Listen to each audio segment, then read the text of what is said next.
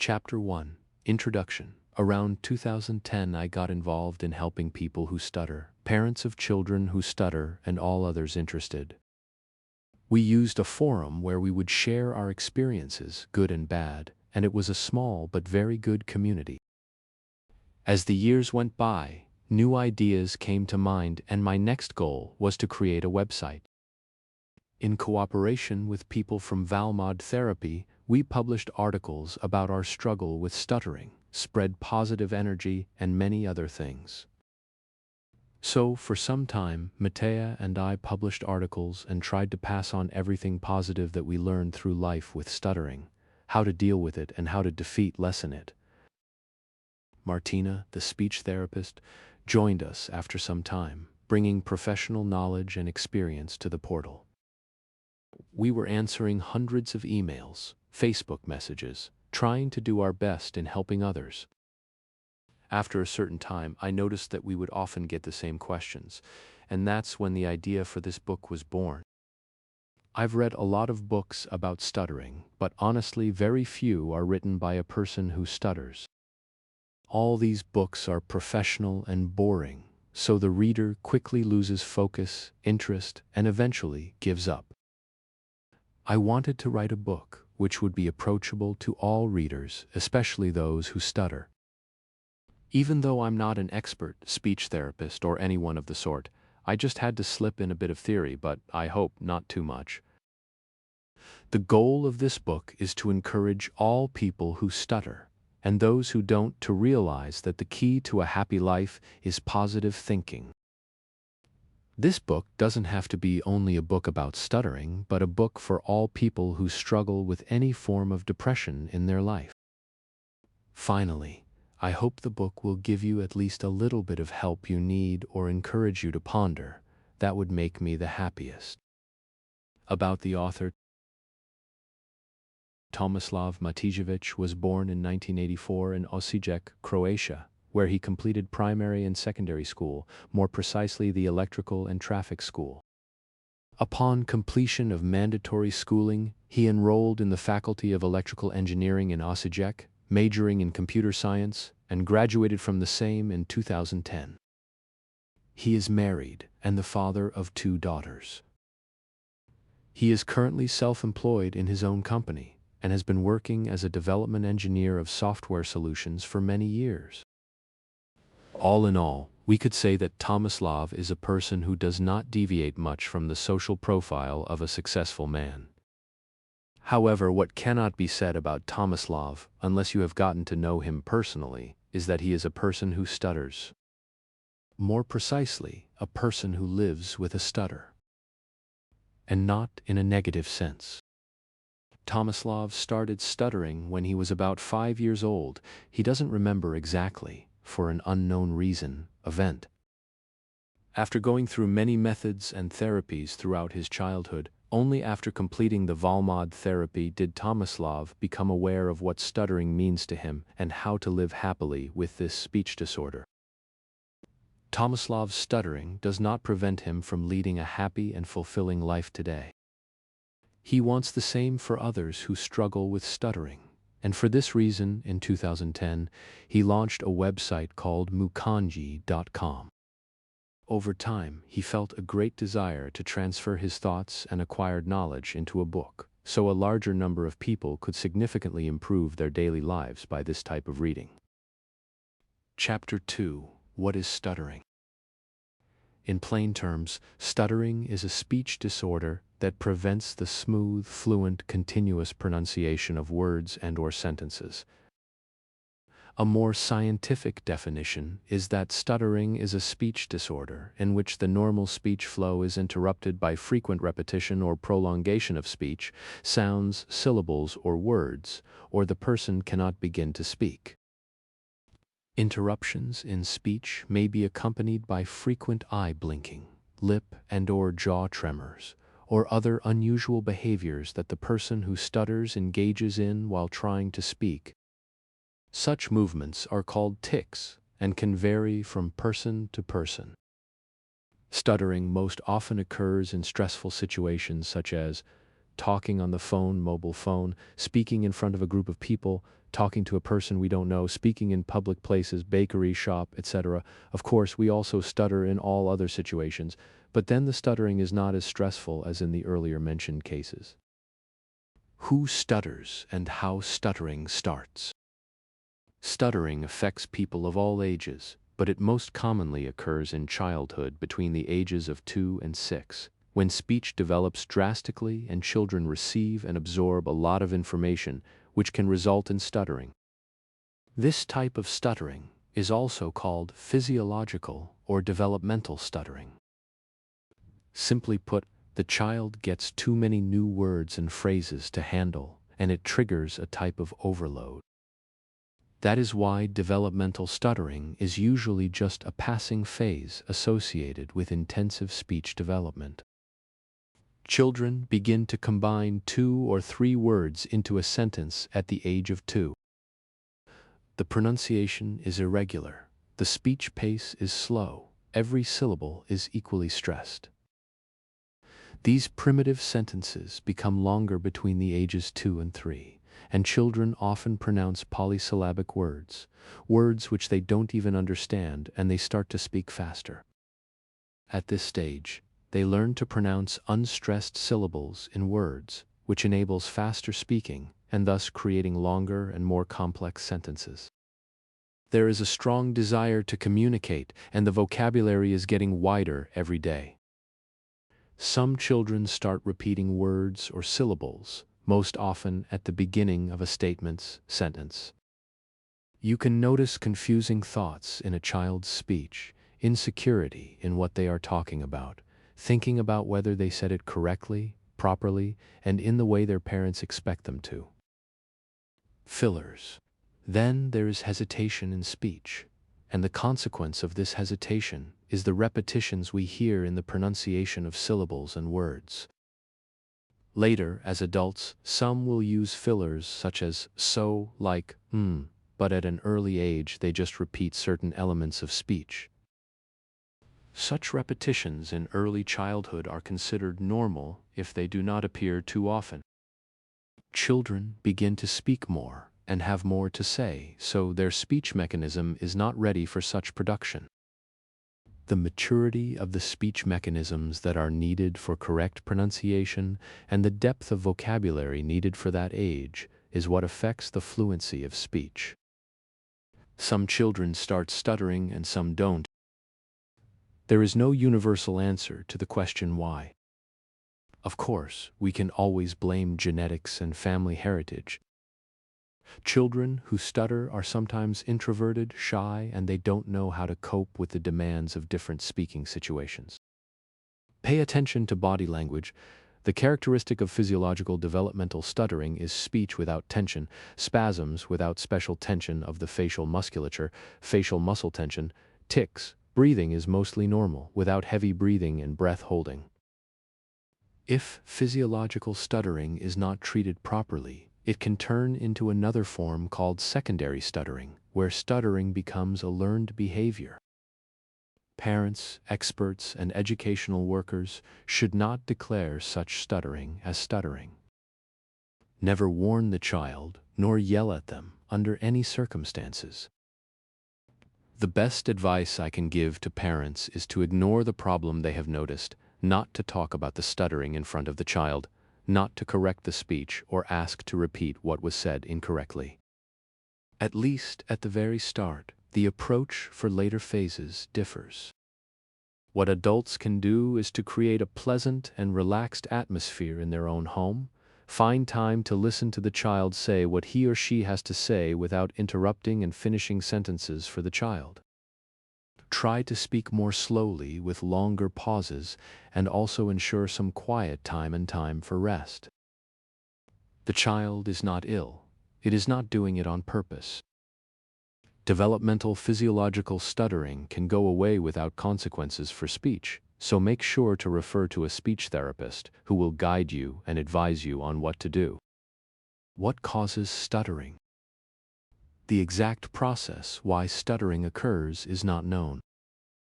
It is considered that most forms of stuttering are developmental, as mentioned earlier, and appear in children who are in the process of language and speech development.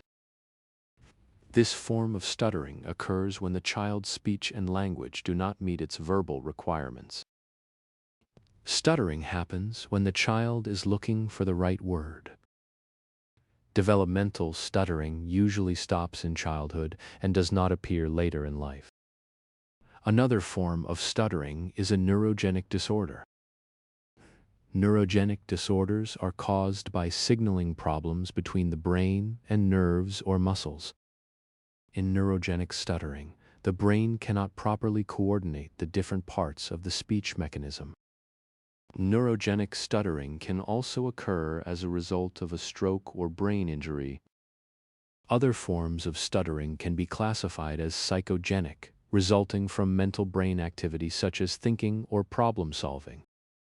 Although it was previously thought that the most common cause of stuttering was psychogenic, it is now known that this cause occurs in a minority of people who stutter. Although people who stutter may develop emotional problems such as fear of meeting strangers or talking on the phone, these problems are usually the consequence of stuttering, not the cause. Psychogenic stuttering sometimes occurs in people who suffer from certain types of mental illness or in people who have experienced extreme psychological stress or fear.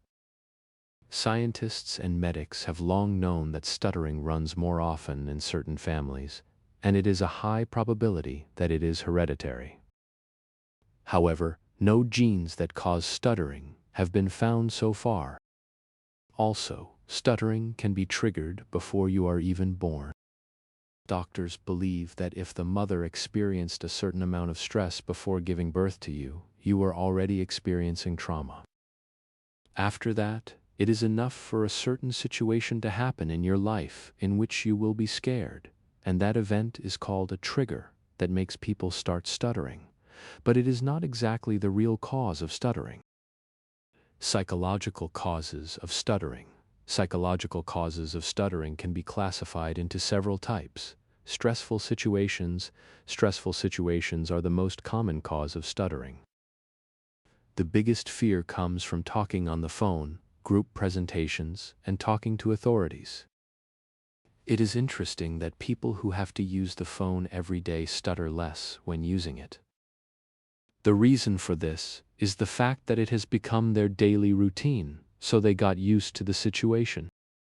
If they were to present seminars in front of a group of people every day, the fear would disappear. Stress word or letter. Almost everyone has a special word or a letter that causes them to stutter more than other words. Some people even change their names because they couldn't pronounce their first name anymore. But after a certain time, even the new name becomes difficult to pronounce, so that's not a very good idea either. Some people have difficulties with consonants. These consonants are P, K, G, D. And what is interesting is that all these consonants are called stops in our language. Some have difficulties with the vowels a, e, I, o, u, etc. Stress from authoritative figures. Some people are afraid of persons whom they consider to be above them. That is why it is a problem for you when you are stopped by the police, and if the policeman is not familiar with your situation, they will think that you really did something wrong. Also, there is the fear of speaking in front of a professor, and even one's own father.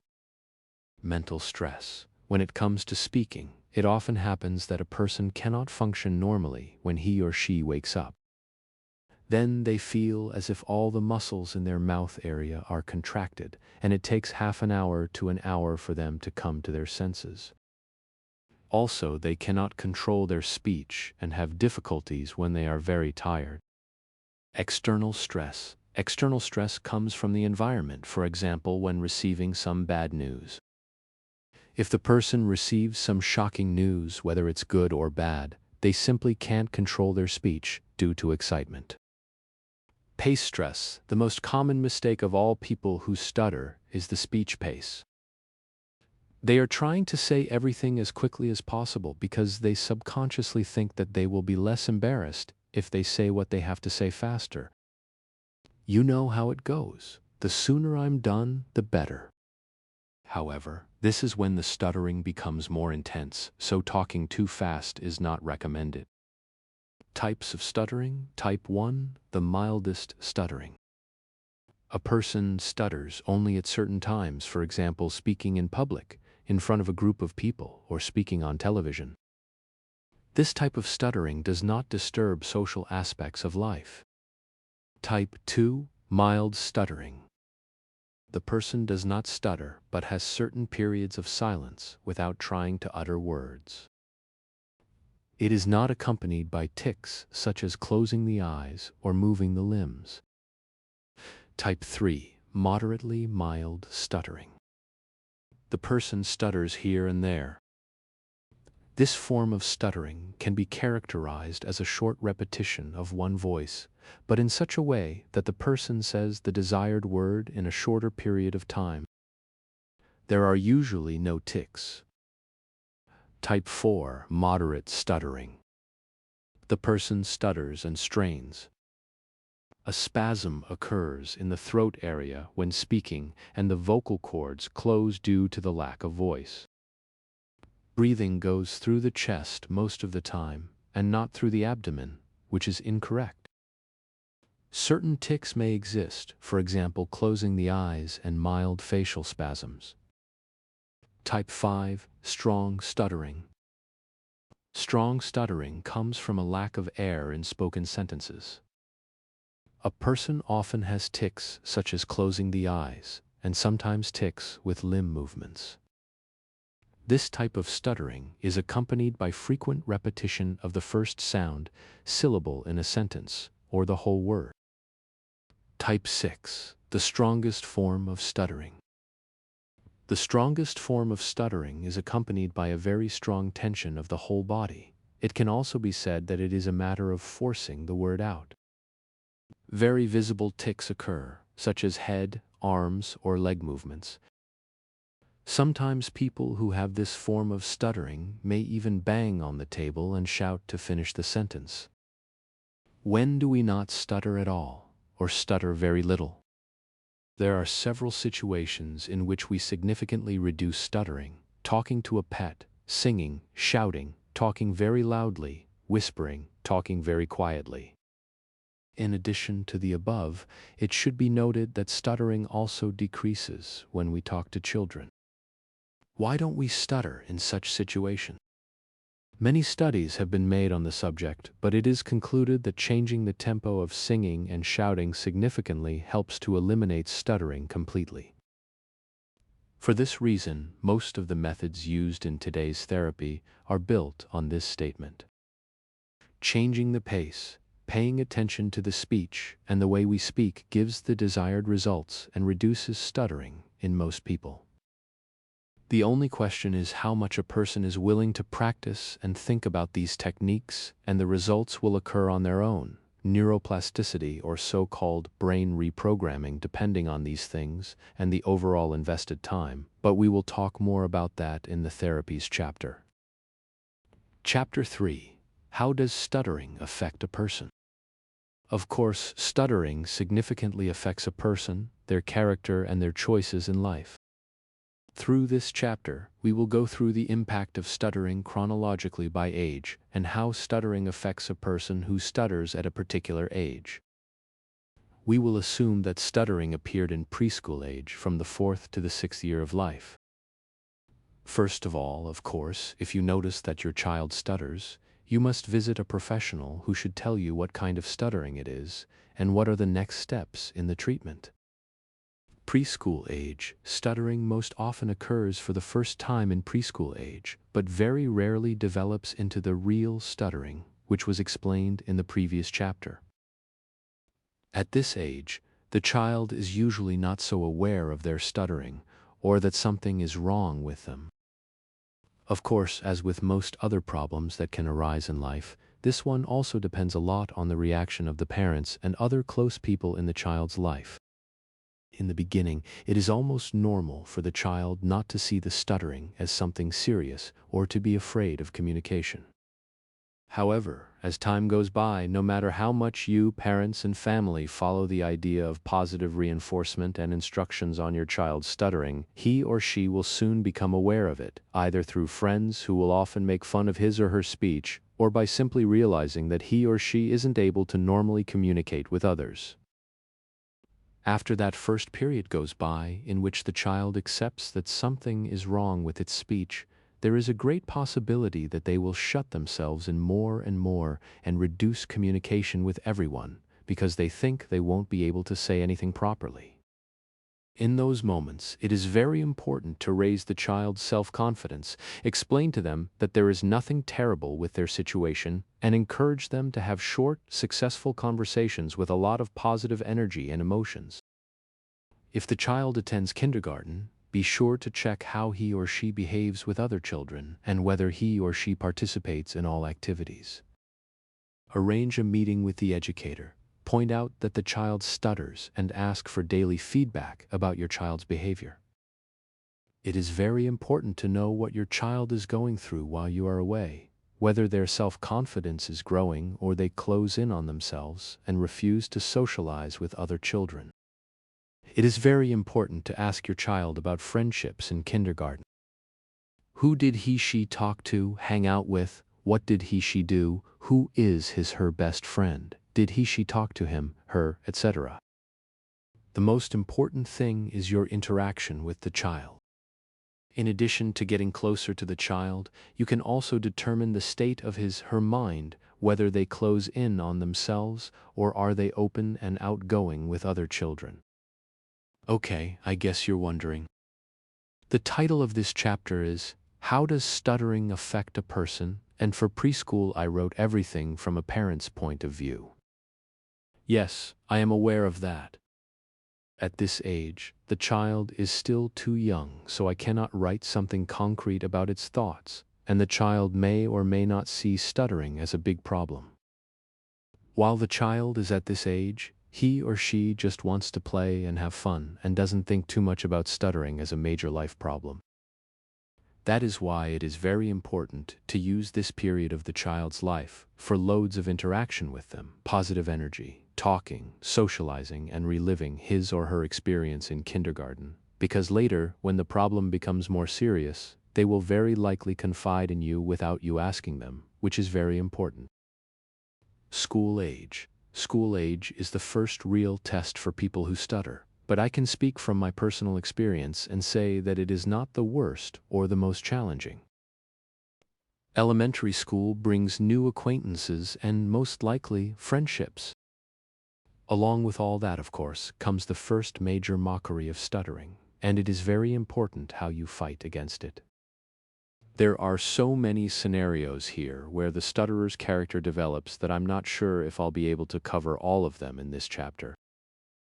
The first thing that is obvious about people who stutter is that they become very good communicators, listeners, and friends. We become a person who prefers to listen rather than talk because of the flaw we have, which is understandable when considering the problem we deal with is speech. We even quite often start hanging out with children who prefer to talk, because this way they make it easier for us to choose not to speak and let them have the main say, while we just listen and answer here and there with an affirmative word. One problem that arises in such communication is that sometimes we will even do something that we would not actually want to do, because it is easier for us to do it than to explain why we don't want to do it. So parents, please, pay special attention to such events, because your child may not want to admit that, for example, he or she stole something just because they were afraid to speak. You have to understand such actions and decisions because the fear of speaking is sometimes so big that we would rather do such things than talk. Shocking, but true. The first major problems at school appear later, in higher grades, with the oral exams, recitations, and presentations. The worst feeling for a person who stutters is when he learns to recite a poem and can't wait for the language class. And then, the language class comes and the teacher asks if there are any volunteers to recite the poem. You have a burning desire to report. You've learned it all. You'd like that, eh? But someone suddenly taps you on the shoulder and says, "You can't do it. What are you even thinking?" You'll stutter. Everyone will laugh at you. Shut up, sit down, and pray the teacher doesn't call your name. From great excitement to a complete feeling of helplessness in just 1 second. You listen to others reciting and think to yourself how you could articulate and recite it much better. The teacher would surely like it very much. But you can't. You will stutter. Everyone will laugh at you. When you come home, Mom asks if you recited the poem. You answer, "Oh no, the teacher didn't check it today," because you don't want to admit that you didn't have the courage to do it, and you go to your room sad and depressed. Your whole day is ruined because of a poem. What you just read was the negative side of stuttering. Sad story. Now read a different version of the story, a positive story. Same poem, same subject, same scenario. Happy story. I'm sitting at my desk. Will I volunteer? No, I won't, I can't. Everyone else is silent. No one will do it, but they don't care. They will at least recite it properly. Suddenly, I raise my hand. I look at my hand and I can't believe that I raised it. I almost said to myself quietly, "You're out of your mind." The teacher says my name. I get up. My mouth is dry. I have a lump in my throat. I start to recite. I stutter a bit. It's not terrible, but it's not good either. I recited the whole poem. I got a B, even though I knew it all word for word. But of course, because of my fillers, this, in Croatian, this is as good as like, or, in English, I couldn't get an A. I sit down, smiling, proud. Not because I got a B, but because I managed to do it. I'm happy with myself. I didn't recite the poem well. I struggled with it, but I'm happy because I succeeded. I come home. I'm still at the door, and I already say I got a B in reciting, and the whole family is happy. I go to my room happy and fall asleep with a smile on my face. Fight whenever you can and don't let stuttering dictate your life. Make mistakes, be sad, angry, and resentful, but at least try. You will be less bitter if you try and fail than if you never try at all. This was an example, an advice for parents to make their stuttering child feel more confident and courageous to do similar things. Of course, not every case is the same, and there will always be exceptions. But with a proper positive approach to the upbringing of your child, he or she could be able to choose the second story sooner than the first mockery and reaction. As you probably already know, elementary school is the example of the worst mockery, taunting and making fun of your peers. This is an especially common occurrence with stuttering children, but it is also very important to address how the child will react to it. I've talked to a lot of people who stutter, and quite a few of them said that they dealt with the taunts by fighting. That was not the case with me. Truth to be told, I responded to some taunts by taunting in a different way, but rarely. I often made fun of my own stuttering, and so I didn't allow others to make fun of me. You could say I managed to beat the mockers in elementary school and got through that horrible period quite well. But I'll be honest, most of the time my stuttering was funny, so I didn't have to pretend when I was laughing at myself. I simply looked at my stuttering in a positive way, and I think it helped me a lot to live with this flaw. Many children choose to resolve taunts by fighting, which is not nice, and such behavior can define them as a person, and even turn them into a person who teases others in order to prevent being teased. This does not mean that the child is aggressive or malicious, but such behavior is exclusively a defense mechanism in the fight against stuttering. In each of these stories and scenarios, it is very important how parents view stuttering and relate to this problem. You can read more about tips for parents in that chapter.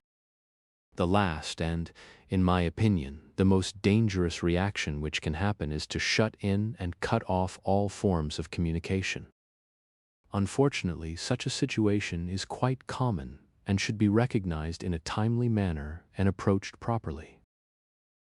Children who stutter may choose to isolate themselves from everyone, thinking that no one will make fun of them if they simply don't communicate with anyone. This is extremely dangerous and alarming, and can have a very negative effect on the child's character, and it can lead to a very difficult life later. Since I am not a psychologist or an expert, I would not like to give professional advice on this topic because it is very serious and it would be best to consult a specialist. High school. You all know what most often happens in high school: love. In elementary school, of course, we have crushes, but most of the time it doesn't develop into first real love. High school is the period of life when we enter puberty and when we fall in love and start thinking only about that. Stuttering can significantly set back such things because talking to a crush is just as stressful for us as talking in front of the whole class. That is why this age is prone to bring more possible problems for people who stutter. For example, alcohol problems. Many times I have heard stories from other people who stutter that they had to drink a lot in order to relax, at least a little bit, in order to talk to a girl on a date. People who stutter will look for every possible way or method to improve their speech. For some it can be alcohol, for others maybe even more serious opiates. For me, fortunately, alcohol makes it much harder to talk, and I would usually avoid it so that I could say the sentence properly. Surprisingly, as soon as I had a few drinks, my articulation would have got so bad that I couldn't say a single sentence without a few pauses. This period can be extremely unpleasant for people who stutter, and for a long time I also thought it was awful to approach someone and stutter. Later I found out that many people actually find it cute and endearing, which surprised me, and I wish I had known that earlier. However, as in the situation with the poem reciting, the same lesson can be learned here. It is always better to try something than to think how you could have done it but didn't. Every failure should be interpreted as a positive experience from which you might learn something for the next time. Also, you might not have the courage to approach someone you like without stuttering, but in that case, it's easier to blame stuttering as the main reason than something else. Aside from dating, problems with approaching others and getting to know them, there is one fun activity in which I would almost always stutter: jokes. Jokes seem to have been created so that we always mess them up. Almost every joke starts out simple and easy. Then all of the sudden comes the punchline, which you need to say quite quickly and in a funny way, but I almost always get stuck here. I tell the beginning of the joke, and just when everyone is looking at me and waiting for the punchline, which I need to say funny and fluently, I get stuck. And then that awkward moment comes, which in my head lasts far too long, when I repeat the filler, this, hoping to end the joke as soon as possible while everyone's watching and waiting, but I simply can't finish the joke.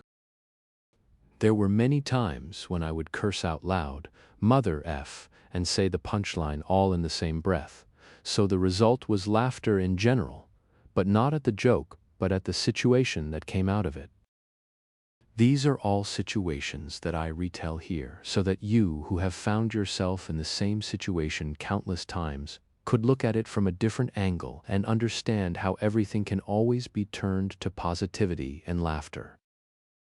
The worst, and I would say the easiest way, is to look at all of this as something negative and shut yourself in. You should always get some positive things out of all these situations, which you will retell later laughing, just like I do now. College. When it comes to stuttering, college was the worst period of my life. Although it didn't affect my character and personal development, I had a very hard time coping with everything the college offered. Just like most of the students, when we know something very well and are interested in a certain subject, we would like the professors to know it. But at the university, everything is mostly demonstrated in front of 50 to 200 other students, which is a serious problem for us. It's one thing to have an oral presentation in front of your school class, where everybody is familiar, and yet your heartbeat still jumps over 110 per minute. But then there's college and oral presentations, such as seminar presentations in front of almost 300 people. Personally, I once even gained courage to do it, and it was so stressful and bad that I didn't try again until the end of college. I still had seminar presentations and oral exams in front of groups of up to 50 people, but never again in front of 300. Why is this story different from others when I often say that you need to gather courage and get something positive out of everything? Well, to begin with, I tried. And yes, I was angry with myself and disappointed at first, but very soon I was also happy with myself because I tried. And I learned a lot of lessons from it, such as, for such a thing you still need a little more work regarding speech, preparation, and performance. It is not enough to just effortlessly stand in front of 300 people and expect a great or even mediocre speech. If I decide to do something like that again, I still have to work on my speech and prepare myself mentally for the task at an acceptable level, which in this case I didn't do. Prepare beforehand and present the work to a group of friends or family to create a certain pressure and try to recreate what awaits me at a real presentation. In conclusion, something positive came out of all of this, and I continued to have oral presentations in front of smaller groups, up to approximately 50 people. But I am also proud because I did something like that. By the end of my college years, there were no more presentations in front of large groups of people. Even for the ones I had, my friends would cover my part mostly. When I had to present something by myself, I asked the professor nicely, explained the problem, and they always respected my wishes. Conclusion. In conclusion, how does stuttering affect the person who stutters? Honestly, a lot, but also a little. Just as every event affects any person and shapes their character, your attitude, decisions, and lessons you learn from certain situations shape you. Through this chapter, you could see a lot of different situations and decisions that can be made. Every decision builds your character and later shapes it into you as a whole, as a person.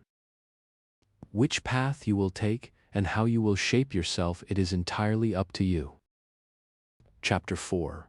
Parents and Stuttering. Dear parents, we know that you care about us and you wish us the best. However, many of you do not know how to approach their child who stutters, and because of that you make mistakes that we notice and which are not good for us. We know it's not your fault and that you're trying, but here are some common mistakes you're making. If you find yourself among them, try to correct them for the benefit of your child. The following golden rules apply to children who stutter, but also to children who are going through a stage of developmental physiological stuttering. I call these rules 10 golden rules for parents. Never ever raise your voice at your child to stop stuttering. Do not interrupt the child while he stutters and do not finish their sentences. Don't look away. Look him or her in the eyes while they are talking, because they will interpret this action as not listening to them, and just then they will try to speed up their speech, and then it all goes down the drain. Don't tell them to calm down because they know it but simply can't. If they were in therapy, for example, Valmod, point out to them that they are not breathing correctly, that they are not using their vocals the way they have been learning in therapy, but do not do it in such a way for them to think you are attacking them. Be calm. Do not correct them if they use the so-called connecting words like, etc. They do not do this because they do not know their language, but because it is easier for them to connect words this way. You have to understand that. Do not warn them when they stutter, because, believe me, they know it. Do not do all the tasks on behalf of the child, making phone calls, going to the bank, etc. Just to avoid any form of communication, because it will become a habit and it will be an even bigger shock when they have to do it themselves. Of course, here and there, over time, you can do things like this for your child to help them, but not regularly. Don't send him to a psychiatrist for stuttering. Talk to the teachers at school and point out that your child stutters. Explain to them how they should treat him. I deliberately started this chapter with the rules because they are very, very important and should be followed if you do not want to worsen not only the speech but also the general mental state of your child. There are therapies and certain approaches to stuttering that recommend interrupting stuttering and helping with speech, but I'm not talking about those methods here because in order to use such methods, you have to know exactly what you're doing and follow the instructions of the speech therapist, because the communication between you and the child must not be negative. If your child participates in such therapy, of course, you should listen to the speech therapist and follow the correct instructions. Recognition of stuttering. We have already discussed the stages of stuttering in Chapter 1, the physiological developmental stuttering, and we will start with it again because it is very important when it comes to recognizing stuttering in children. Worried parents of children between the ages of 2 and 6 contact a speech therapist because they notice that their child is repeating sounds, syllables, or whole words. This kind of stuttering is called developmental because it usually disappears by itself during growing up. Developmental stuttering is most often a transient phase associated with intensive speech development. We have already explained why stuttering occurs in the aforementioned Chapter 1, more complex sentences, richer vocabulary, etc. When you recognize the symptoms of stuttering, it is very important to visit a speech therapist as soon as possible. The speech therapist will immediately, or after several visits, be able to clearly determine what kind of stuttering it is. They will give you clear instructions on how to work with the child in such a situation and will recommend further steps.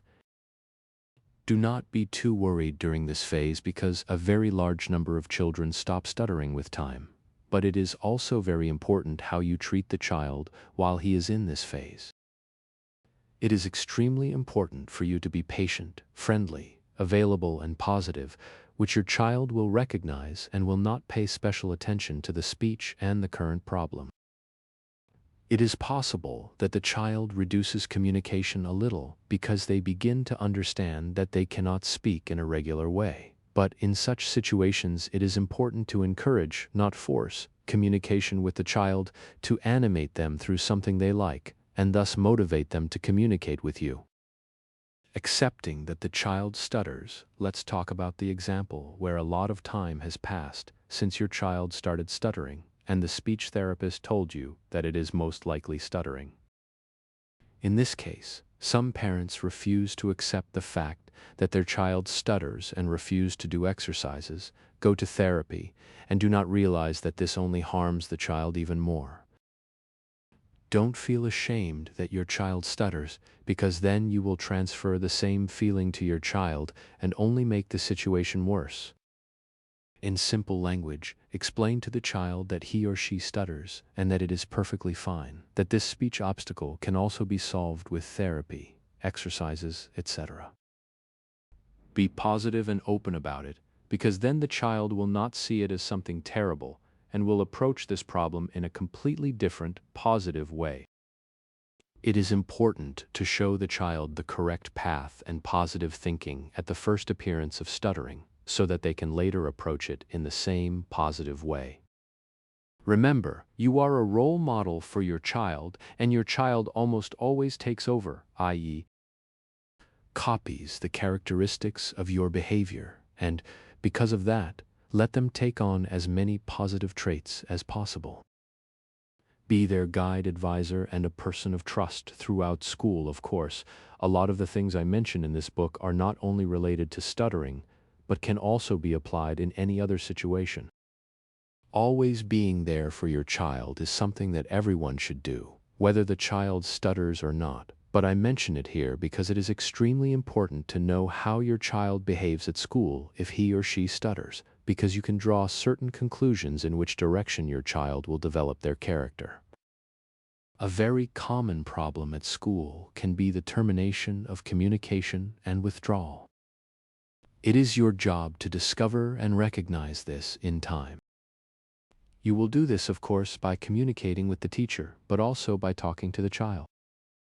Ask them every day what happened at school, who they talked to, what they were talking about, what are the names of his or her friends, who is their best friend and why. Let them single out the best event of the day, but also which was their worst. Communicate with each other why that particular event was the best, worst for them. Let them open up to you. Talk and listen patiently the whole time. Look them in the eyes and analyze the whole story. Always respect the 10 golden rules when talking. When the time comes for oral presentations, reciting, and similar things which you know cause great stress to your child, practice with them at home. Let them recite in front of you, encourage them, and if they stutter, ignore it completely. Focus on whether they recited the poem correctly or not. If they get a lower grade in an oral exam or reciting, ask them what happened. Maybe they said they didn't study enough, but they were actually afraid to speak in front of the whole class. In my opinion, the best option is to encourage them to try again next time, and don't be angry about it. Talk to the teacher and let them know that your child stutters, and that sometimes they won't have the courage to do the presentation in front of the whole class. Should you ask the teachers not to do oral exams in front of the class with your child? This question is very complicated to me, and I was often not sure what to answer when I was asked this from people who stutter on the portal. In my case, the answer is very complicated and confusing. Sometimes I didn't want to do oral exam in front of everyone. Sometimes I didn't want to do oral exam in front of everyone, but when they didn't invite me to do it, I was disappointed because I knew all the answers. Sometimes I just aced the oral exam in front of everyone. Sometimes I did terribly in front of everyone and was angry with myself. Sometimes I didn't say everything I knew just so the interrogation would end as soon as possible. Sometimes I volunteered, stuttered a lot, but I was proud. Sometimes I volunteered, stuttered, and I was sad. As you can see, the answer to this question is very complicated. However, in short, my answer is, it depends case to case. It also depends on the teacher's ability to visually assess such a child. With one glance at the child, you can see from the facial expression whether he or she is ready for such a thing or not. If they refuse a direct eye contact with their head down, probably not. If they keep on looking at you, maybe they are ready. We cannot say for sure. Sometimes a child is full of enthusiasm and self-confidence, but as soon as they start talking, everything goes down the drain. Then again, sometimes they look gloomy, not interested, and yet speak brilliantly. It is very difficult to assess and evaluate such things. My honest opinion is that with the right, positive approach and constant communication with the child, you should not permanently postpone oral examination. Maybe sometimes if the child is going through a crisis, you should ask for delays, but in general, I am more of the opinion that you should learn to fight it and learn to look for small victories from such experiences. Of course, you are there to teach them to see those small victories, because most of the time they will not recognize it. I am a parent who stutters. Will it affect my child? Your child should not stutter just because you stutter. Everything that applies to parents who do not stutter applies to you as well. That is regular communication, positive thoughts, proper approach towards the child. The only difference in this case is that at a certain age, the child can start imitating you, i.e., imitating your speech, so it may seem like he or she is stuttering, but all he or she is doing is actually striving to be like you. In such situations, it is very important to stay calm, not panic, and talk to the child. In fact, do the same as I have already mentioned for parents who do not stutter. If the child continues to stutter when you visit the speech therapist, it is important to mention that you stutter too. Remember that children's first role models are their parents, which means that they will try to imitate them. Therefore, the steps in such a case are almost no different from the steps when dealing with a parent who does not stutter. In fact, as a person who stutters, you know firsthand exactly what suited you and what didn't, so you will perhaps know how to conduct better in certain situations. Chapter 5. Teachers and professors. I have already mentioned in the previous chapter one of the ways in which a teacher can recognize whether or not a child should be in front of the whole class for oral examination, but in this chapter I will try to describe in more detail the very important role of the teacher and his attitude towards people who stutter. I will not talk too much about you should do this, you should do that, because I know that most teachers know how to do their job well and are very familiar with psychological theory, and I am not an expert in that domain. I can give advice based on my experience and what I personally went through and how I experienced it through my education. A person who stutters will often say they don't know something to avoid further questioning. This is completely true and happens very often. The child will assure you that he or she doesn't know, they haven't learned it. They will shake their head as if they have no idea what you asked them and that they never even glanced at the study material. Just fail me so I can sit back down will be the first and main thought in their head, and they will do absolutely everything to achieve that goal. How to act in such a situation? Do you have doubts about your student's claims? Simply don't fail him or her and invite him or her to stay after the class and honestly ask them if it's true. Maybe they will open up to you, maybe not, but only this way you will show them that you care about their problem and you will gain enormous respect in their eyes. If they open up for you, you can freely ask them about the study material after the class and grade it. It is very important not to reward a person who stutters if you have not asked them anything, or to give them a better grade just because they stutter. People who stutter do not express themselves as they would like. This is quite an important fact, especially for teachers, professors. While speaking, we will never use eloquent words if they are not easy for us to pronounce. During a conversation, our brain works 100 miles per hour, and in this confusion, we sift through the available words at high speed, and when we think that a certain word is too difficult for us, we reach for another, easier to say, which often results in combining not-so-eloquent sentences. Okay, no one will look at us differently, so what's the problem? I have a very good example of such a problem in high school. Since I could not express myself in the way I wanted and was able to, the Croatian language teacher built her own opinion of me as a student. I was not particularly expressive in her opinion, and my vocabulary was not particularly rich. And let's be clear, I'm not judging this teacher because I was really bad at expressing myself during those 4 years of high school. Then the graduation exam came, and we had to write an essay in this class. I wrote it perfectly. All the words I could not articulate, I wrote on paper. Of course, the teacher didn't believe me that I wrote it, so I had to convince her that it was really me. So, keep in mind that people who stutter can hide a great deal of potential behind what you hear.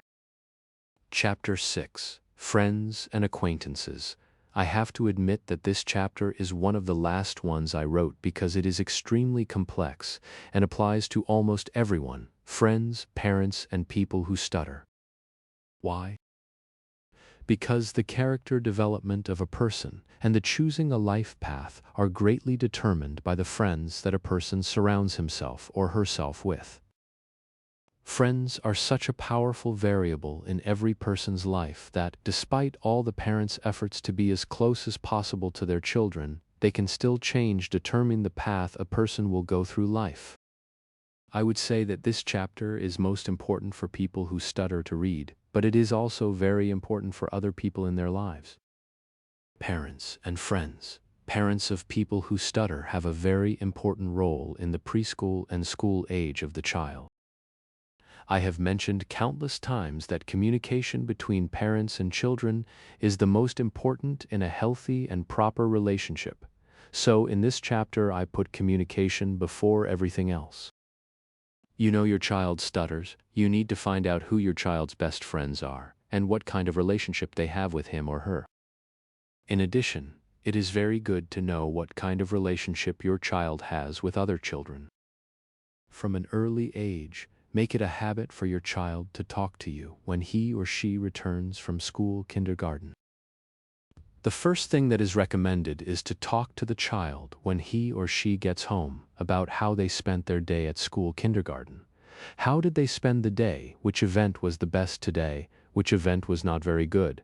With whom the child played? Were his friends at school? List the ones you know. With whom were they playing with during the break? Which games? How did it go? Other events, lunch, homework, etc. Of course, don't make it a police interrogation, but do it through jokes, play, and act interested in everything they are talking about. It's always good to include comments like, "Oh, you played that, we never played that, if only I had that as a kid," which will seem to your child as if they are doing something special and great, so next time they will talk about it with more enthusiasm. As the conversation progresses, you will be able to recognize some of the situations in which the child found him or herself and throw in an additional question on that topic, and perhaps recognize that there has been a minor major mocking of their speech or something like that. If you recognize such situations, try to get the child's name so you know for the future. Don't get me wrong, you're not doing this to create a negative image of the other child, but just so you know, if the teasing gets worse or goes too far, if your child has a problem with individual or group teasing at school, and how you will solve such situations. Children in elementary school and kindergarten are playful and do not fully understand what it means to hurt others, so do not take any taunting at that age personally or allow yourself to think that the other child is bad or mean, because it almost certainly is not. Children then are simply too young to understand such things, and mocking, joking, teasing are completely normal things at that age. What to do if bullying affects my child? The first thing you should do is, of course, be positive and not show that it is something very bad and awful. Try to explain to the child that this is normal at school and that everyone makes fun of somebody at school. Try to ask the child if someone else has ever made fun of someone. Also joke about it and say that you were also mocked at school and that it didn't affect you that much and that it will pass with time. If the mocking and teasing continues, you will notice from looking at your child to which extent the mocking has reached. Of course, you as a parent will see when it's time to do something about it. If it is only one child, you can always have a nice talk with his or her parents and explain that your child stutters and that mocking has a very negative effect on him or her. If it is about group teasing, you should consult with the teacher. True friends fate gives us parents, friends we choose ourselves. The topic of true friendship is very deep and complex, and I don't plan to go into it too deeply. Instead, I will dedicate this chapter to friendship through the eyes of a person who stutters and focus only on things related to stuttering. First, I will try to list some characteristics and actions of a true friend of a person who stutters. When he sees that you want to say something, look for something, but you just can't start a sentence and give up, he will jump in and say it for you. If someone is teasing you, whether it is supposed to be an innocent joke or a mean one, and if your friend sees that it bothers you, he or she will jump in and start mocking the other person. Of course, it's not nice to mock others back, but let's be realistic. Children do it, and it's normal. They will always listen to you until the end of what you want to say. They will never force you to perform actions that make you uncomfortable. They will sometimes laugh at your stuttering and make you laugh too. They will try to help you with your speech, even though you know it's not helpful. They will give you advice on how to speak, even though you know it doesn't make sense. They will try to cheer you up after the crisis you had after oral exams or speaking in general. The worst thing you can do is to shut in and not allow anyone to be your close friend. Don't look at your stuttering as a taboo, something that shouldn't be talked about. Rather, talk about that topic as much as possible, with as many friends and acquaintances as possible. Don't be ashamed of stuttering. How can your friends help you if you don't tell them how you feel, what bothers you, what actions or events you avoid, etc.? Let others laugh at your stuttering. Yes, let them, and let it be funny for you too. Don't be so protective of stuttering and take every laugh as an insult, but look at it from a different angle. Stuttering can be very funny.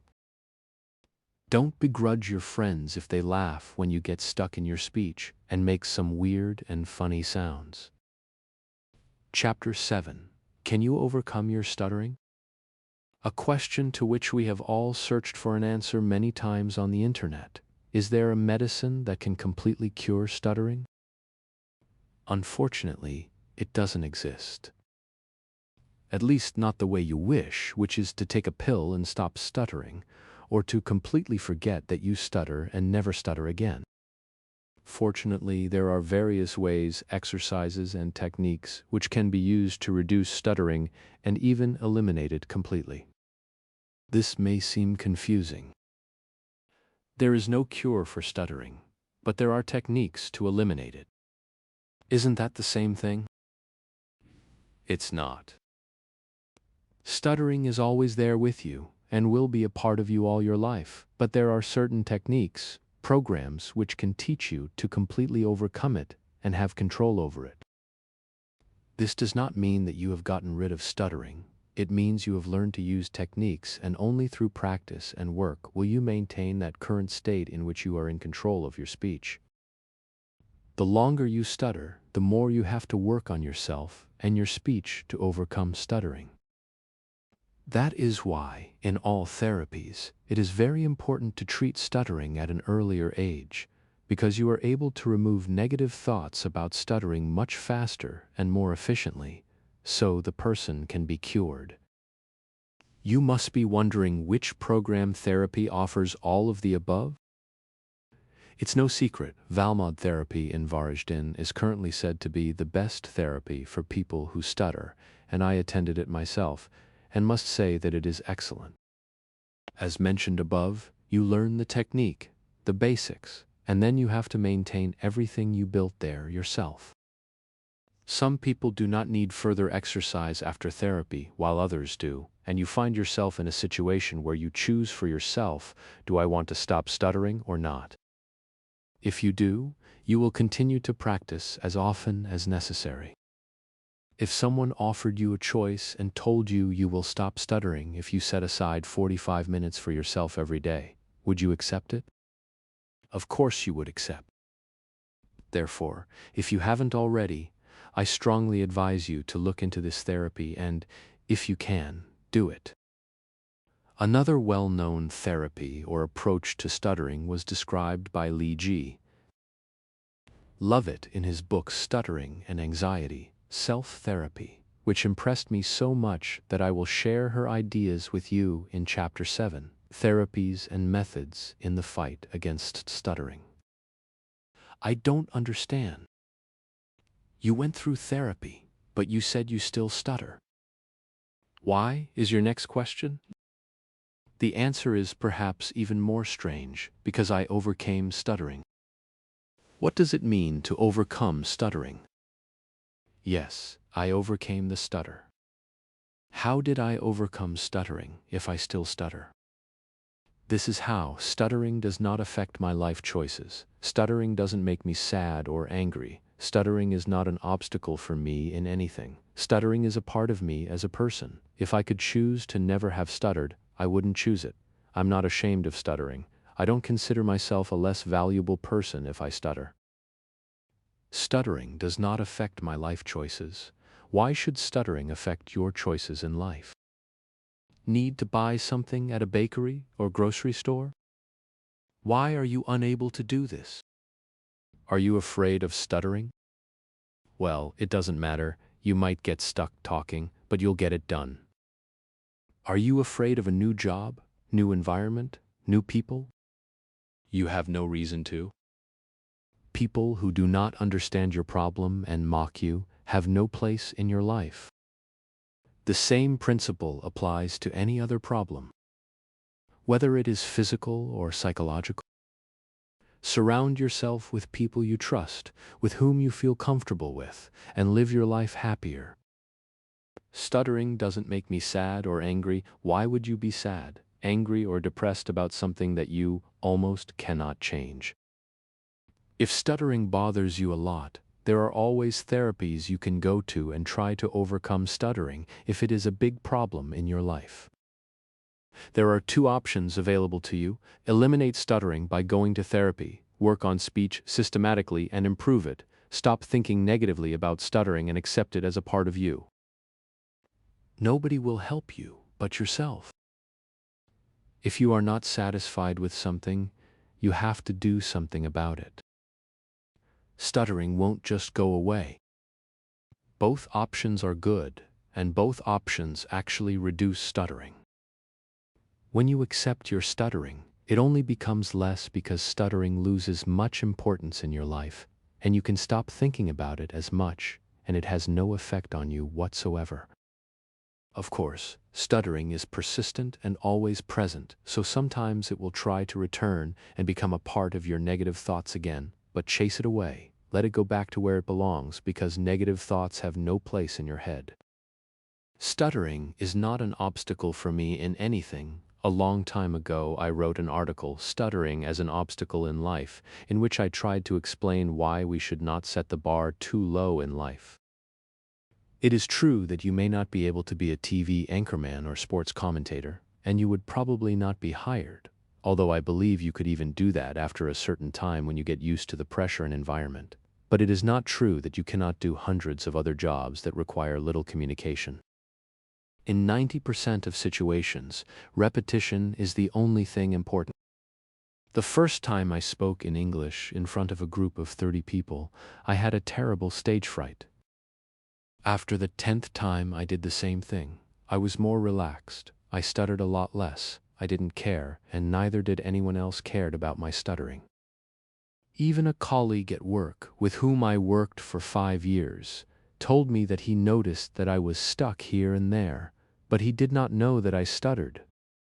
It's just proof that we exaggerate that problem in our heads and pretend it's a big problem, and we shouldn't. Stuttering is a part of me. As a person, I have often wondered what kind of person I would be if I never had stuttered. Maybe I would have been violent. Maybe I wouldn't have achieved all that I have achieved so far. Maybe I would simply be a bad person, caring only about myself and neglecting others. Since I myself firmly believe in the expression, being positive is the key to everything, I also believe that stuttering has given us certain positive characteristics as traits. People confide in us very easily. We are reliable when it comes to keeping secrets. We are good communicators because we carefully listen to what the other person is saying, and we empathize with their problems. Maybe we wouldn't have developed any of those valuable human qualities if we never stuttered. Maybe not, but I strongly believe that stuttering had a role in their development. If I could choose to never have stuttered, I wouldn't choose it because of the previously mentioned reasons. I would never choose not to stutter or not to have stuttered. In my opinion, the biggest step for every person is to make peace with yourself and love yourself. Because how will you be able to love others if you don't love yourself? How will you be content with life if you are not content with yourself? If you are not happy with yourself, stop for a moment and think about what exactly you are not happy with. What would you change about yourself and why? Physical appearance? Why? Why do some little things bother you? For example, on your face, maybe that is exactly what someone else will fall in love with and find super cute. Every flaw of yours is something someone else finds attractive. Be who you are, love yourself. Are you not satisfied with certain psychological characteristics? Change them. I'm not ashamed of stuttering. Why should you be ashamed of stuttering? Stuttering is not something you can stop, control, or anything similar, at least not completely. Other people's reactions to stuttering have always been cute and funny to me. Of course, there are people who make fun of this problem, but I quickly forget or do not pay any attention to them. Other reactions are mostly a smile, or, if they look, I just laugh, which leads to laughter on both sides in the end. Do not confuse fear and jitters with shame. There is no shame in stuttering, nor is it a shame to have a certain fear of stuttering. Aristotle himself said, "He who has conquered his fears will truly be free." I don't consider myself a less valuable person if I stutter through emails and questions on the mukanji.com Facebook page. The hardest thing for me is when I hear that someone thinks they are less valuable if they stutter. Why feel less valuable if you stutter? True friends and people will always look at and appreciate you for your qualities, not for whether you stutter or not. If you have friends who make fun of you, laugh at you, or are bothered by your stuttering, they are not your real friends, so stay away from such people in your life. This rule is not only a rule for stuttering, but also for everything in life in general. As you can see, to overcome stuttering does not always mean stopping it. Winning in this case means accepting stuttering as a part of your persona, a part of you. To overcome stuttering means accepting and loving yourself and appreciating all your qualities. Would I like to stop stuttering right now if I could? Honestly, I would. At this moment, I consider that I have built myself as a person. But no, I don't need to work on my speech and reduce or completely eliminate stuttering because it doesn't bother me at all in my life. If I could snap my fingers and stop stuttering at all, why not? I would do that, but not to be more satisfied with my life, but, to be honest, to try what it's like to live without stuttering, entirely out of curiosity. Why should it be different for you? Why fight with negative thoughts every day if there is a possibility to defeat them? It is always the hardest to work on yourself, and nothing can be done overnight. It takes a lot of will, positive thoughts, and of course, a healthy environment, the support of friends, family, girlfriend, boyfriend, husband, or wife. Surround yourself with positive people, people you trust and can confide in. Start with small battles and come out as a winner. Chapter 8: Therapies and Methods in Fighting Stuttering. Today, there are various therapies and methods in the fight against stuttering, and some are free and available to everyone, while for some you have to pay. Everything I will say in this chapter is my personal opinion and the experience that I have experienced going through certain therapies and methods for the purpose of suppressing or removing stuttering. Speech therapist. First thing I did when it was noticed that I stuttered was a visit to a speech therapist. I recommend this to everyone as a first step because, after all, speech therapists are specialized in speech disorders and can greatly help you or give you further advice. My personal experience of going to a speech therapist was not very useful because all I did there was read out loud and everything was recorded on cassettes or tapes. You have to understand that it was a long time ago, early 90s, and that the approaches to stuttering back then were not what they are today, so I still recommend visiting a speech therapist as the first step for parents even today. Furthermore, since I did not achieve anything by going to the speech therapist, my parents looked for other options. Group therapy with a psychiatrist. Unfortunately, this was my parents' mistake, but as I said before, back then there was a completely different approach to stuttering, and it was not easy to get information via the internet, etc. Don't worry, these therapies were not like the ones you see in the movies where they fill you up with pills and keep you imprisoned in rooms. I came to therapy every day accompanied by my parents and stayed there for an hour or two with other children who had other mental disorders, and I didn't really understand why I was there. But, since I was always a playful child, staying there was fun and interesting to me, and we always had some workshops, plays, etc. where I felt great, but none of that contributed to reducing or completely eliminating stuttering, so we quickly gave up on that too. placebo pills that cure stuttering, and group hypnosis. I was even taking some placebo pills for a while, which, according to my memory, were not very cheap, but we stopped using them after the dose was used up. I attended group hypnosis in Vinkovci, and it was organized in a hotel, I don't remember the name, where there were a lot of people who stuttered. Of course, at no point was I hypnotized, and the whole procedure was a bit ridiculous to me. I didn't stop stuttering. Remember that hypnosis is different from self-hypnosis, as we will talk about it in another chapter. Valmod therapy. Therapy that changed my life. After a long time of not attending any therapy, at the age of 25 I went to Valmod therapy in Varaždin. The therapy that taught me how I can fight stuttering if I really make a firm decision and follow all the techniques and rules. Of course, I am not allowed to talk about these techniques in detail, but it is around 12 days of almost complete isolation and persistent daily work on yourself, speech, and technique that you will never forget for the rest of your life. In the end, that therapy changed my life in the sense that I realized that my stuttering is not as big a problem in my life as I thought it was, and it helped me overcome so many negative thoughts that I simply decided I didn't need to practice anymore, and I am happy and satisfied with myself. Please understand that I stutter moderately, a lot in stressful situations, but I also have days when I hardly stutter at all. In that therapy, I met a lot of people who almost couldn't utter a word how much they stuttered, but also those who almost didn't stutter at all but had quiet moments when the person just stops talking and continues after a few seconds.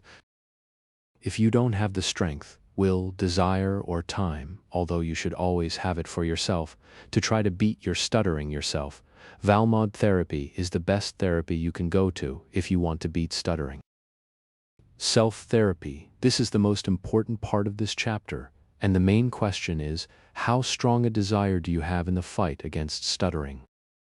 Do you want to get rid of stuttering and bring yourself and your mind to a constant state of positivity?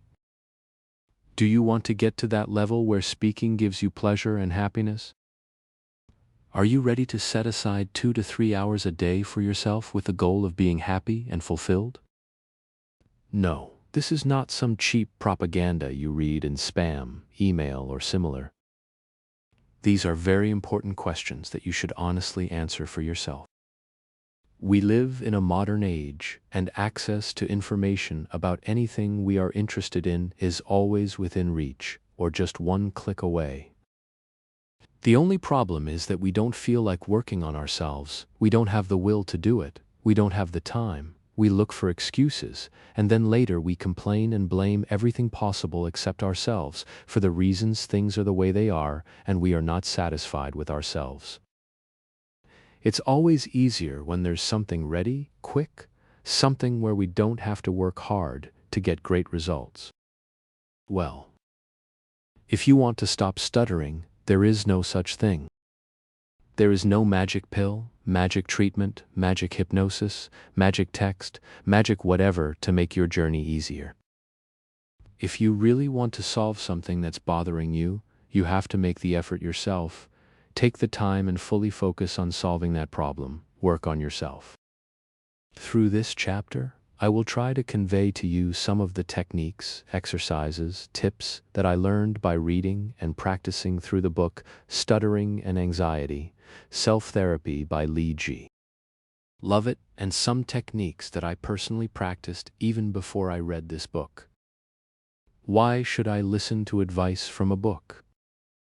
Since I myself am skeptical of every approach to fighting stuttering and have gone through quite a few, and you probably are too, first I must share a little about the author of that book so you know who Mr. Lovett is and why he wrote that book. Lee G. Lovett started stuttering in puberty, completely harmless. He was one of the best students in school and went to reading competitions and represented his school. On a completely harmless day, he was supposed to recite something in front of the class and accidentally stuttered. The whole class laughed, and that was the day he started stuttering. and the fear of stuttering was born, which he fed more and more every day, because he was afraid that he would stutter again. He finished law school, became a lawyer, and in his first case he couldn't even say his name in front of the judge. It totally destroyed him, and he decided that he couldn't practice law anymore because how will he defend someone and talk in the courtroom if he can't even say his name? He went into a huge crisis. He couldn't finance his family, and they were on the verge of bankruptcy. He started working more than one job to support his family and firmly decided one thing: I have to find a way to stop stuttering. He began to study everything related to stuttering, read all available books, until one day he discovered something while he was giving a speech in front of a group of people. He had to speak in front of a large group of people, and he had terrible stage fright because he knew he would stutter. He decided to drop the first letter of the word he thought would stutter. And imagine what happened. He didn't stutter at all. Not only that, but no one noticed that he left out the first letter of most words. Then he realized that he needed to develop the techniques he would use in his speech and came up with the unique name, crutch. Everything else is history. Today, Mr. Lovett helps every person who comes to him for help and does therapy with them for free via Skype, Twitch, Google, etc. Today, Mr. Lovett does not stutter at all and responsibly claims that no one has heard him stutter for over 20 years. This is all the more incredible because Mr. Lovett often gives speeches to large groups of people. Nowadays, he simply loves to talk and says that stuttering literally changed his life for the better, and that he is much happier now than he was before he started stuttering. Modern science, welcome. We have learned many things in the past decades, but we are still learning and exploring new theories, new methods. This is how we discovered neuroplasticity, also known as neuronal plasticity or brain plasticity, the ability of neural networks in the brain to change through growth and reorganization. I have to share a little bit of theory about to begin with. Until recently, it was thought that the brain, once developed in childhood, no longer has the ability to renew itself or regenerate itself. But new research confirms the opposite. The adult brain generates new neurons that are able to learn, remember, and create new synapses or reorganize old neural connections. Movement begins in the brain. Nerve cells in the brain, which are responsible for movement and motor skills, send impulses to the alpha motor neurons of the spinal cord, which further transmit the impulse to the muscles. Neurogenesis, development of new neurons, enables neuroplasticity of the brain, the brain's ability to reorganize itself after injuries, damage, and degenerative diseases, and compensate for lost function by creating new neural connections and by relearning and remembering. Over time, the ability which was lost, such as speech, movement, and walking, can be regained by allowing the healthy part of the brain, or the remaining nerve fibers of the spinal cord, to take over the function, resulting in an improvement in the person's physical ability. Intensive neurorehabilitation plays a decisive role in this process, encouraging the reorganization of the nervous system, enabling the patient to regain the functionality of the body as much as possible. Why is this so important for stuttering? Because by controlling our speech through the exercise and technique explained by Mr. Lovett, we feed the brain with new, more advanced, better speech and reprogram it the way we want it. Neuroplasticity has finally proven that by thinking positively, we can change the way our brain subconsciously thinks and reprogram it to not think so much about negative thoughts. Neuroplasticity has proven that even elderly people can regain long-lost memories by training their brains and thoughts, so why not change your approach to speech? Stuttering is not a physical but exclusively a psychological flaw. Imagine that suddenly tomorrow you are not afraid to talk, that there is absolutely no fear and you feel happiness while talking. Guaranteed you wouldn't stutter. What is the purpose of neuroplasticity combined with stuttering? The purpose is very simple, but also difficult. That's why you should think about it intensively in the beginning and train such thoughts. With the techniques and tasks you do, more on them later. When you stutter, you ignore the stutter and focus only on the words and sentences you said well. Nothing more, nothing less than completely forgetting to think about the times you stuttered. In this way, subconsciously, you will not feed stuttering and negative thoughts, and your brain will begin to slowly reprogram itself to capture only positive experiences in your speech, and stuttering will decrease more and more. There are two golden rules. You must hear the fluency of your speech to the maximum. You must not hear the inarticulacy. Of course, don't expect instant results. As with any other training, you cannot reach the final goal instantly, but it takes time, will, and commitment. Finally, autosuggestion and self-hypnosis ideally go with neuroplasticity, but more on that later. Crutches. Mr. Lovett brilliantly came up with the crutches he used to combat stuttering. He doesn't use them anymore, or as he says, in 99% of cases he doesn't use them, because now he has reached a state of mind where he neither needs nor thinks about them, nor does he stutter. The crutches he invented are also used by many well-known therapies, both in our country and in the world, and work incredibly well if they are used often. All crutches should be used, and you should not be dependent on just one, because then you are just looking for a quick escape, while using various crutches permanently cures stuttering. Without further ado, let's go through them. Perhaps some of them are familiar to you. Skipping the first letter in a word, incredibly effective, yet so easy. Honestly, it never occurred to me in my 30+ years of stuttering to just skip the first letter of a word.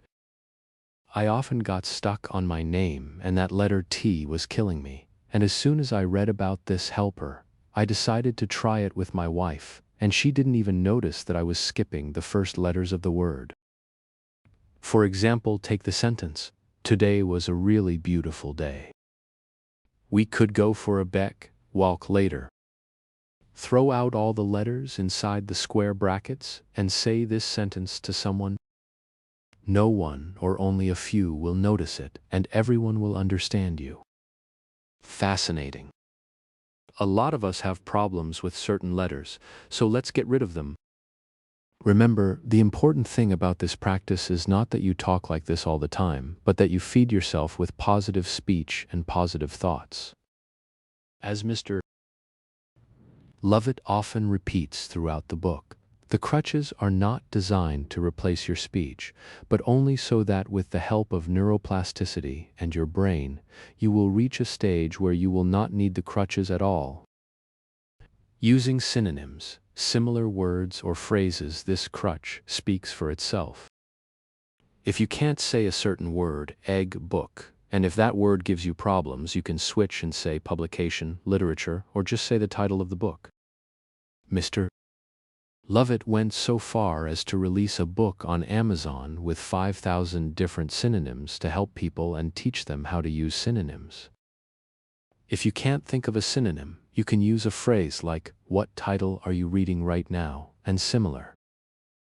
A quite simple crutch that also expands your vocabulary.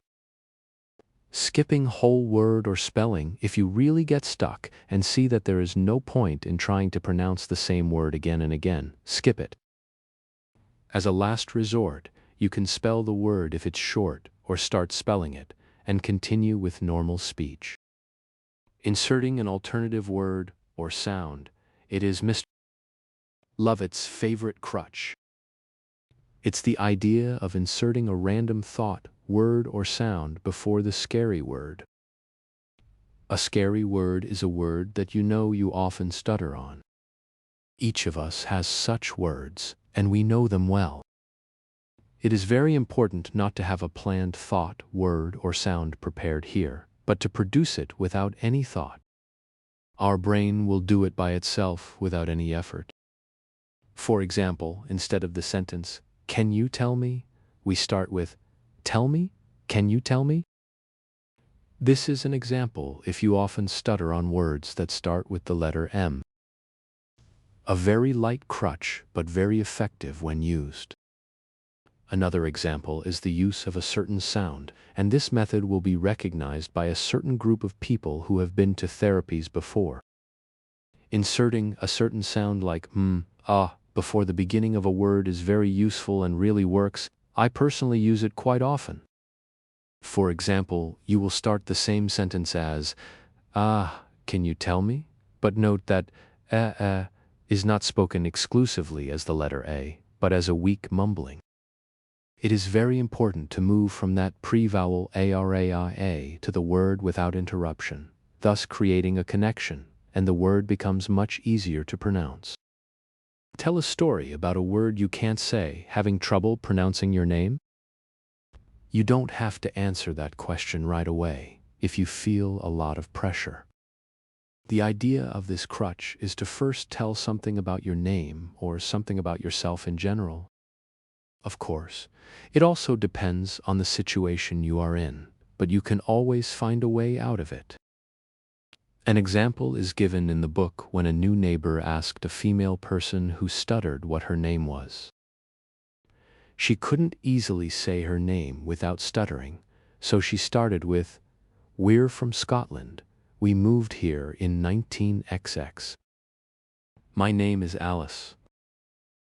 With the opening sentence, she broke the initial tension, and by the time she reached the end, she was much more relaxed. She had overcome the stuttering in that sentence. If you find yourself in a situation where you cannot simply tell the story of your ancestors, try some false interruption of thought, for example, "Your name, please?" Just a moment. Grab your pocket as if your cell phone is vibrating. EAAMA Tomislav. Change or rephrase the entire thought. I believe we do that very often. Personally, I think I use this crutch most of all because while I'm talking, I'm constantly changing the words, the arrangement of the words, and the overall thought. This is very good because you let your brain do what it needs to do without thinking, and that's important. Don't think. Magic, instant medicine, Mr. Lovett calls this crutch a magical crutch and calls it an instant cure for stuttering. It's about whispering, changing the volume of speech. We all know very well that we don't stutter when we whisper, and what happened to Mr. Lovett is that he lost his voice. During those few days he spoke perfectly, and he realized that when he whispers, he doesn't stutter at all. So why not use it in critical situations? You can always pretend that your throat hurts for a moment and start whispering, but so that the other person can hear you, right? Not only that, but by changing your tone while speaking, you can significantly reduce stuttering. You move from whispering to speaking louder, and then back to whispering, and with a combination of that, meaningful combination of sentence flow, bring your speech to a state of fluency. As Mr. Lovett claims throughout the book, remember, no one pays attention to your speech except you. You are your own biggest critic, and you look for every flaw in your speech in order to further feed your fear of speaking. That is so true. How often do you pay attention to someone else's speech, and when someone stutters, swallows the first letter, or even a word? Almost never. Then why would you do this to yourself?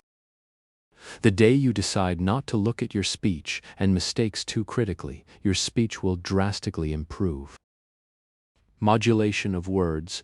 As the title of this crutch says, you can modulate your speech. Say some words louder and others more quietly. You know this yourself. When you imitate someone, you don't stutter or you stutter much less, so why not use it while you're talking? Put yourself in a role while talking and emphasize certain words, then completely reduce the modulation and speak more quietly, and thus combine. You can also use this technique in the same sentence. For example, welcome, where you emphasize the first part of the word and soften the rest. It is a very good crutch that can be very useful in everyday speech. Mr. Lovett divided his speech into 4 types: loud speech, normal speech, light speech, whispering. At any moment, you can change your voice to one of the 4 listed. Use of extreme pronunciation of words or emphasis. It sounds a bit strange, but this crutch is intended to transform into another person. Actor, friend, acquaintance, anyone. Simple imitate someone's speech and stutter, it's gone. As I already stated, we don't stutter, or stutter very weakly, when we goof off and pretend to be someone else, right? The idea of that crutch is the answer to the question, is it better to stutter or imitate someone else's speech and speak normally? And the answer is clear. Speak now and connect the words, a very important point that Mr. Lovett emphasizes throughout the book, and I completely agree with him, is that our brain knows how to speak. It doesn't matter whether you're breathing or making up a sentence. We must and should speak like any normal person. Do normal people think about their speech? Absolutely not. So why should we? The best and most fluent speech comes when we are not thinking about speaking. No breathing and thinking techniques will help us, except when we use crutches to replace words, but the ultimate goal is to stop using them completely, but only one thing: stop thinking. You know that feeling when you want to say something and you don't want to start? Then, that word gets stuck in your brain and is constantly on the verge of coming out of your mouth, but you just can't say it. It's as if your mouth won't let it out. Then you start to clench your face and very often completely give up from saying it, if no one heard you wanted to start talking. This happens to us every day, or at least to me, and it is extremely tiring and frustrating. So, do you have any thoughts? Just blabber it before you think about it. Start talking instinctively, not planned. Planning is what makes us nervous. Just imagine that someone tells you, listen, in 5 minutes, you will have to stand in front of the class and answer. So, is there anything worse than waiting for those 5 minutes? 5 minutes of sweating, thinking? You repeat to yourself, I will stutter, I will stutter, I will stutter. By the time it's your turn, you've collapsed 3 times from stage fright and panic.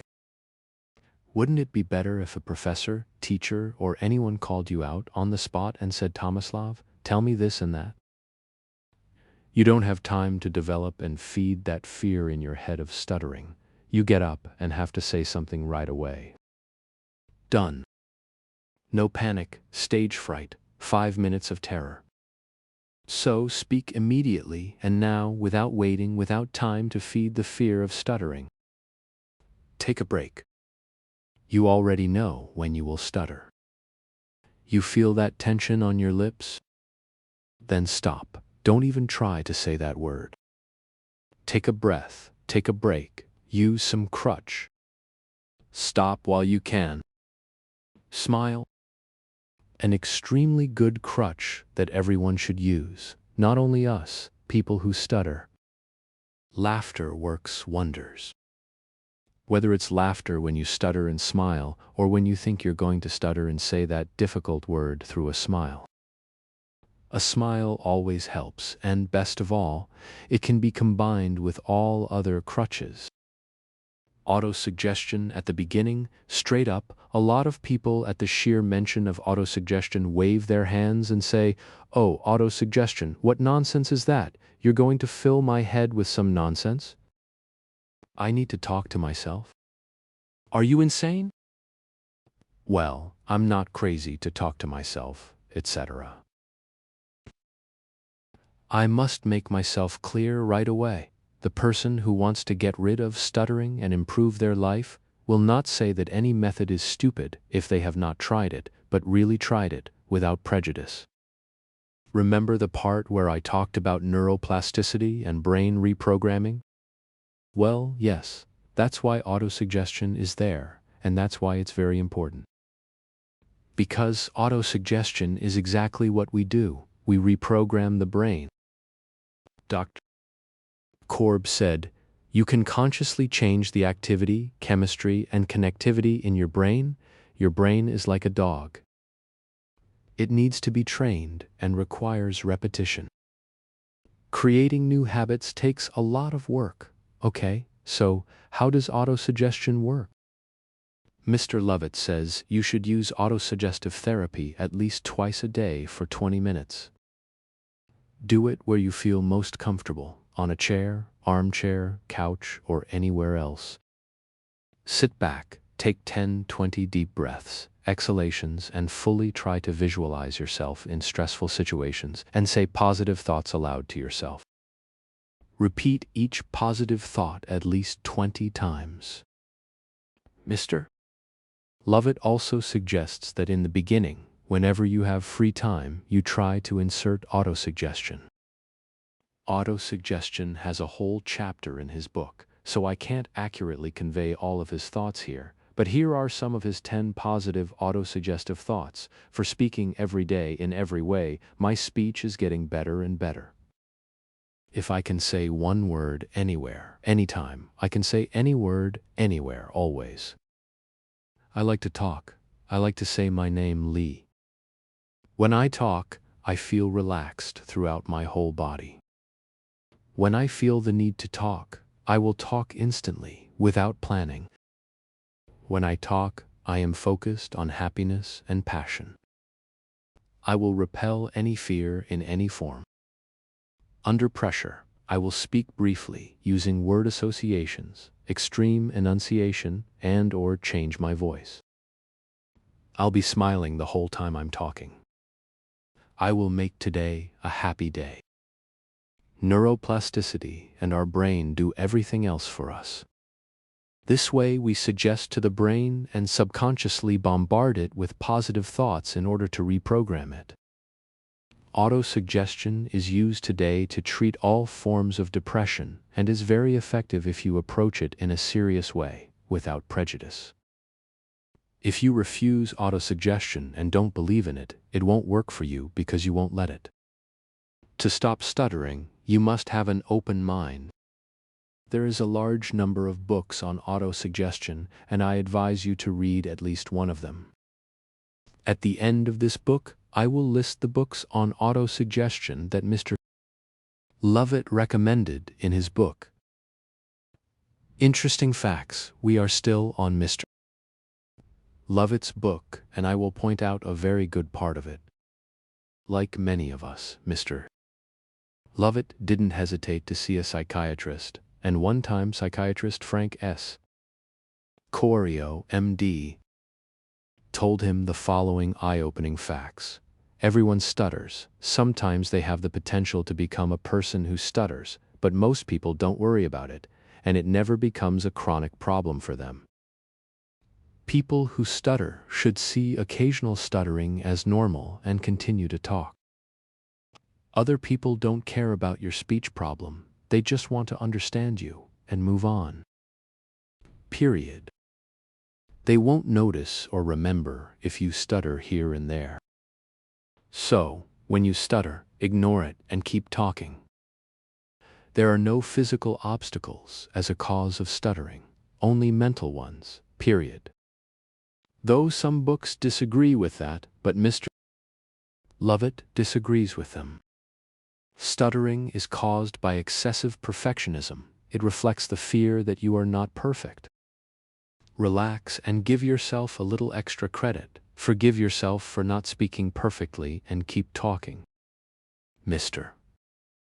Lovett's book made a very good impression on me, and I think it can be used for self-therapeutic purposes. All the mentioned techniques are widely used in much more well-known therapies that are paid for. One important point in these therapies is that Mr. Lovett tries to explain that it is not enough to treat only the speech, which I agree with 100%, but the whole body, spirit, thinking, etc. Other therapies, at least the ones I've attended, treat only speech, and thus, through success, your spirit starts to heal, your thinking and positivity begin to prevail.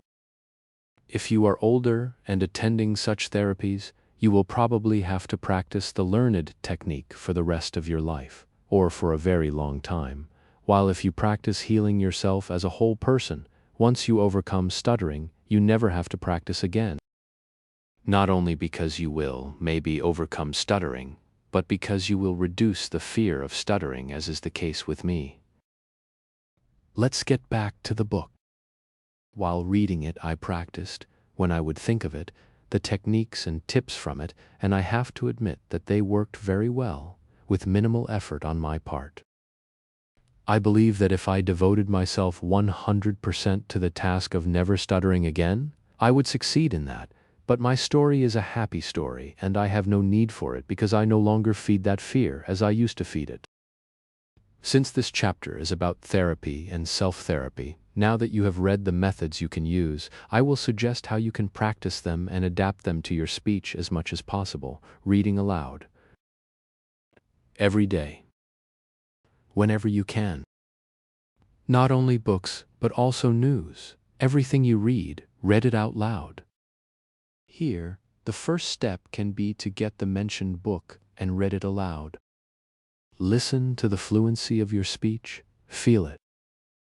Feel how you speak fluently and project that pleasant feeling on the rest of your day and on your communication with others. Auto-suggestion. Every day.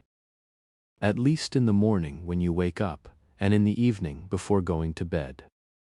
Make a list of 10 positive thoughts and repeat them every day.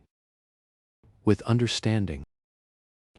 Imagine being on stage in front of 500 people and speaking fluently. Ignore when you stutter and remember only fluent moments. Practice that attitude. Don't get stuck in negative thoughts and think about how you said something really badly. Get rid of that thinking completely. Constantly practice all the crutches. As you read, insert them intentionally. Go through them all until they become easy for you to remember and use. It will help you a lot. If you can't remember them, print them out and stick them on the wall next to your desk or keep them in your pocket.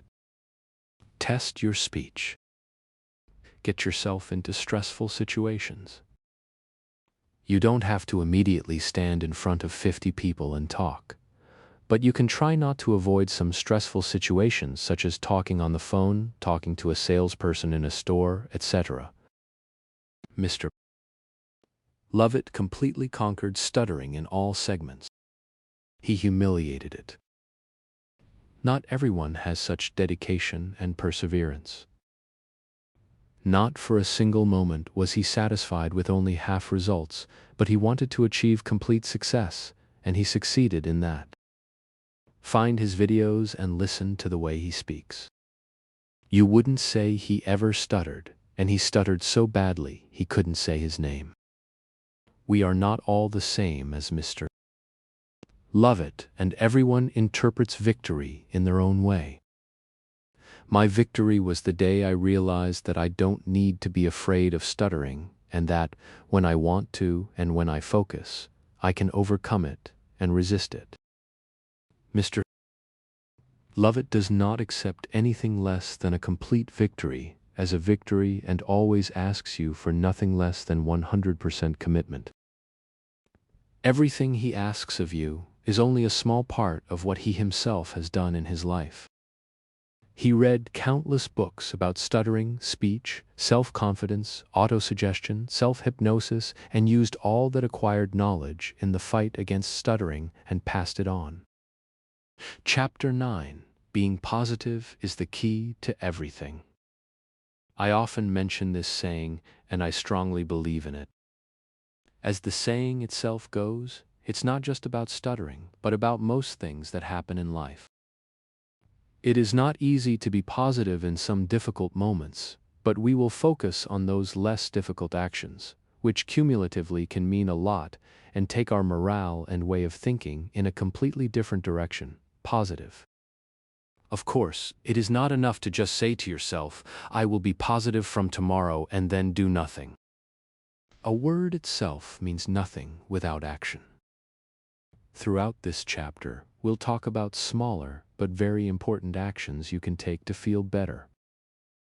It is important to emphasize that it is not the result of the action that matters, but the action itself. People often think that every action must immediately have a successful result, but they rarely think that the action itself is a successful step, and it is not the result that matters, but the positive thought directed towards that action. Action. Presentation of the seminar. We have already talked about such positive actions before. Seminar presentation. The following example belongs to a more advanced actions overelt example. We will use this example because it is our ultimate goal, how we should feel after doing something which is for us very difficult and demanding. We should be objective and think about what result we want to achieve. Of course, our brain is persistently telling us and sending the information, "You must do the presentation without stuttering." Are we really ready for such a result? In 99% of cases, we are not, so we shouldn't have such high expectations. We stated that we should move forward by taking small, positive steps, and not strive for something that cannot be achieved overnight. With such an approach, the result of the action will be a negative thought, and this is what we want to avoid. Goal: to feel proud after the presentation. We will set a goal, something that we can achieve ourselves regardless of the end result. Let's mentally prepare ourselves that all we ask for from that action is a sense of pride. We stood in front of 30 people, we presented a seminar, and that is what we will be proud of. We said to ourselves and to our stuttering, "You will not bring me down today, and we will feel fulfilled." We have done something that takes a lot of courage, and all we ask in return is a sense of pride. Nothing more. Nothing less. Did we stutter? It doesn't matter. That's not the result we're focused on. We are only taking into account whether we were brave or not, and we succeeded. Simple examples of actions and the goal results. Action: shopping at a bakery. Goal: to purchase something and asking a question, e.g., what are their working hours on Sundays? Observe the speech and draw conclusions. Action: a question to a random person. Goal: to ask a stranger where the nearest ATM is. Observe the speech and draw conclusions. Action: making a call to customer service. Goal: a question about your phone plan, whether they have additional discounts for a new device, etc. Observe the speech and draw conclusions. Action: newsstand: asking a question about a product they don't have and talk about similar products. For example, "Good afternoon. Do you have any candy XXX? Thank you. Can you tell me which one you have instead?" Goal: a sense of pride because you entered a dialogue with a stranger. From this list, you can see the examples of specific actions and goals, from the easiest to the most complex ones. You can try to do the ones you are ready for and write observations. Every action must have a positive outcome, and the observations you write can even be self-critical, but not negative. For example, it may happen that you successfully completed an action and you feel great, but you notice that you ran out of air very often during the conversation.